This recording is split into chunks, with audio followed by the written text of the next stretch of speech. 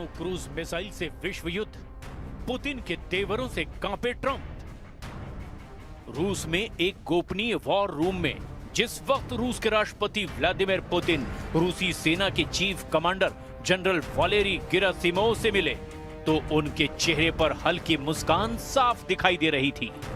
Putin के जंगी तेवरों पर छाई जीत की खुशी में जैसे ही जनरल वालेरी गेरासिमोव ने पुतिन को बताया कि रूसी सेना ने परमाणु इंजन से चलने वाली दुनिया की सबसे घातक मिसाइलों में से एक बुरेवेस्टनिक क्रूज मिसाइल का शानदार परीक्षण कर लिया है, तो उसके बाद पुतिन का हौसला कई गुना बढ़ गया।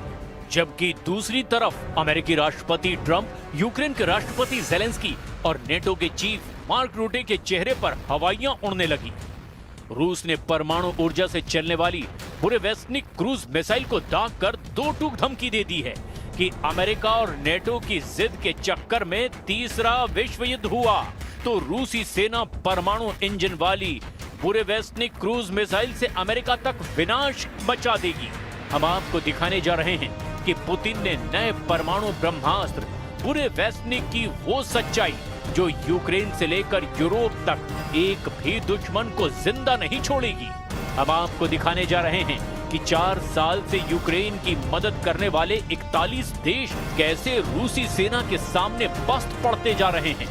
हम आपको ये भी दिखाने जा रहे हैं कि क्योंकि यूक्रेन के अंदर से आवाज उठने लगी है कि यूक्रेनी सेना के चीफ जनरल ओलेक्जेंड्रा सिरस्की रूस पर जीत के झूठे दावे कर रहे हैं। हम शुरुआत करते हैं ट्रंप के उस खौफ से जिसे पुतिन ने दुनिया को 21 अक्टूबर को दिखाया, यानी रूस की पहली परमाणु ऊर्जा से चलने वाली बुरेवेस्टनिक क्रूज मिसाइल। 15 घंटे उड़ान, 14,000 किलोमीटर की दूरी, पुतिन ने उड़ाया परमाणु परिंदा।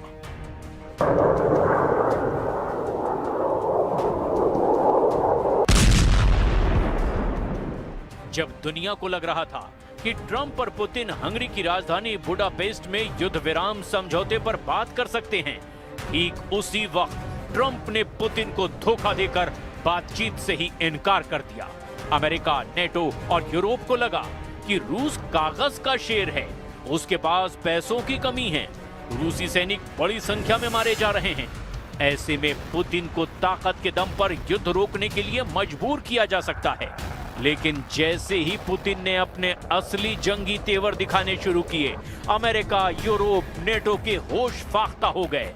पुतिन ने नहले पर ऐसा दहला मारा कि अब ट्रंप की बोलती बंद हो गई है।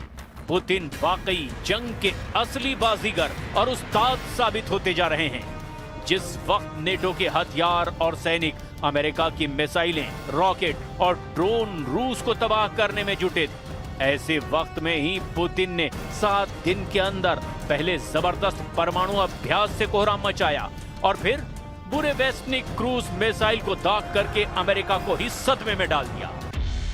बुरेवेस्टनिक जमीन से दागी जाने वाली वो फ्लाइंग न्यूक्लियर पावर से ऑपरेट होने वाली क्रूज मिसाइल है जो न्यूक्लियर वॉरहेड ले जा सकती है। क्रूज मिसाइल की खासियत ये होती है कि इसे इंटरसेप्ट करना बेहद मुश्किल है। बुरेवेस्टनिक की सबसे बड़ी खासियत यह है कि इसकी कोई रेंज नहीं होती। इसमें न्यूक्लियर रिएक्टर लगाए गए हैं जिससे इसे लगातार असीमित ऊर्जा मिलती रहती है। इससे इसकी रेंज भी असीमित है। रिपोर्ट्स में कहा गया कि ये 20,000 किलोमीटर तक एक बार में लगातार उड़ान भर सकती है और कई दिनों तक लगातार हवा में रह सकती है। इसके अलावा इसकी सबसे खतरनाक बात यह है कि ये जमीन से सिर्फ 50 से 100 मीटर की ऊंचाई पर उड़ान भर सकती है, जिससे इसे किसी भी रडार के लिए ट्रैक करना लगभग नामुमकिन हो जाता है। डिफेंस एक्सपर्ट्स का कहना है कि मिसाइल का इंजन ठोस ईंधन बूस्टर से उड़ान भरता है, फिर परमाणु रिएक्टर हवा को गर्म कर थ्रस्ट पैदा करता है, जिससे ये मिसाइल लगातार उड़ान भर सकती है। लेकिन इस मिसाइल की एक सबसे खतरनाक बात यह भी है कि इससे रेडिएशन का खतरा लगातार बना रहता है। अमेरिकी एक्सपर्ट्स के मुताबिक अगस्त 2024 के सैटेलाइट तस्वीरों के आधार पर यह अनुमान लगाया गया कि बुरेवेस्टनिक क्रूज मिसाइल को मॉस्को से लगभग 475 किलोमीटर उत्तर में वो लोग द 20 या चेपसारा नामक परमाणु हथियार अड्डे पर तैनात किया गया। पूरे वेस्टनिक के लिए 9 क्षैतिज लॉन्च पैड के निर्माण के सबूत भी मिले हैं। You know, we have a nuclear submarine, the greatest in the world, right off their shore. So, I mean, it doesn't have to go 8,000 miles. And they're not playing games with us. We're not playing games with them either. We test missiles all the time, but, you know, we do have a submarine, a nuclear submarine. We don't need to go 8,000 miles. And I don't think it's an appropriate thing for Putin to be saying either, by the way. He ought to get the war ended. A war that should have taken 1 week is now in its soon 4th year. That's what he ought to do instead of testing missiles. अब सवाल ये उठता है कि London में Zelensky ने 20 यूरोपीय देशों के साथ जो रूस के खिलाफ जंग की प्लानिंग की, क्या वो रूसी तैयारियों से मुकाबला कर पाएंगे? क्या कोलिशन ऑफ द वेलिंग का रत्ती भर असर भी पुतिन पर पड़ेगा? इसका जवाब है बिल्कुल नहीं, क्योंकि जब से ट्रंप ने रूस की तेल कंपनियों पर सख्त प्रतिबंध लगाए हैं, उसके बाद से यूक्रेन की राजधानी कीव पर रूस ने ताबड़तोड़ मिसाइलों और बमों से हमला कर दिया है। दावा ये किया जा रहा है कि पूर्वी और दक्षिणी यूक्रेन के प्रांतों पर रूस ने हमलों को अब 20 गुना तक बढ़ा दिया है। पुतिन ने भी परमाणु ड्रिल में शामिल होकर दिखा दिया है कि रूस की यार्स परमाणु क्षमता वाली मिसाइल अमेरिका को मिनटों में ही तबाह कर सकती है। पुतिन के एटमी तेवरों को देखने के बाद से ही ट्रंप की बोलती बंद हो गई है और तेवर तो पूरी तरह से ही ढीले पड़ गए हैं। 78% यूक्रेन पर जीत, सन्नाटे में ट्रंप। लगभग 4 सालों से रूसी सेना यूक्रेन को रौंदती चली जा रही है। यूक्रेन के 4 प्रांत पर रूस का लगभग पूरा कब्जा हो चुका है। कुल मिलाकर यूक्रेन के 5 प्रांत पुतिन की मुट्ठी में आ गए हैं।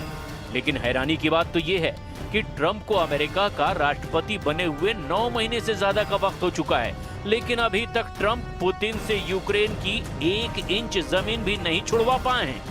हैरानी की बात तो यह भी है कि ये हाल तब है जब यूक्रेन को 41 देशों से सीधी सैन्य सहायता और मदद मिल रही है। इसके बावजूद नेटो और अमेरिका मिलकर रूस को सीज फायर के लिए मजबूर नहीं कर पाए हैं। जब से ट्रंप ने रूस पर सख्त प्रतिबंध लगाए हैं, उसके बाद से तो हालात और ज्यादा खराब हो गए। पुतिन ने परमाणु धमकी और ट्रंप को सीधे चैलेंज जब से दिया है, उसके बाद से ट्रंप भी बयान देने लगे हैं कि रूस से यूक्रेन की जमीन को वापस लेना अब लगभग नामुमकिन है।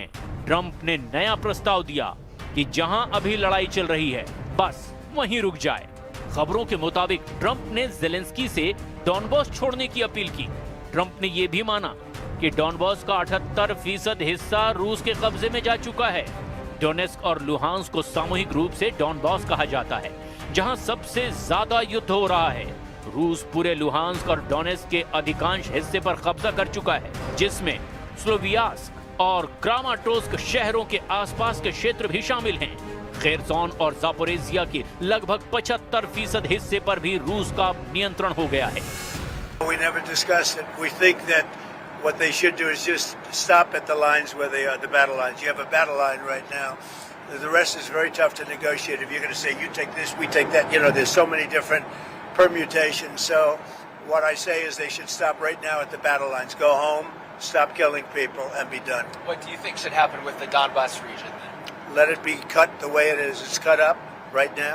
I think 78% of the land is already taken by Russia. You leave it the way it is right now. They can negotiate something later on down the line. But I said, cut and stop at the battle line. Go home. Stop fighting. Stop killing people.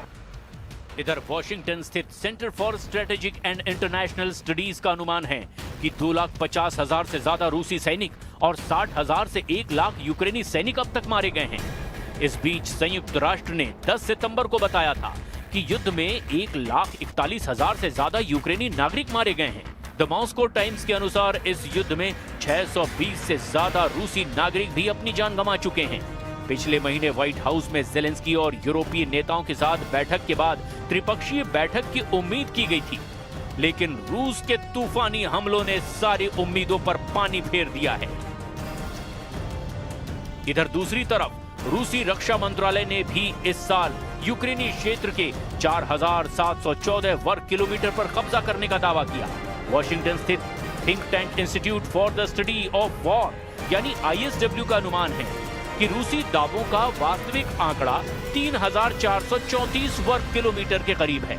रूस कब्जे का ज्यादा इलाका बता रहा है। खबर यह है कि 25 से 29 सितंबर के बीच रूसी सेनाओं ने निप्रोपेट्रोस में कलिनोवस्कोय और स्टेपोवॉय और डोनेट्स्क के डेरिलोवो, मेस्कोय, सेंड्रीगोलोवो और किरोवस्क पर कब्जा करने का दावा किया।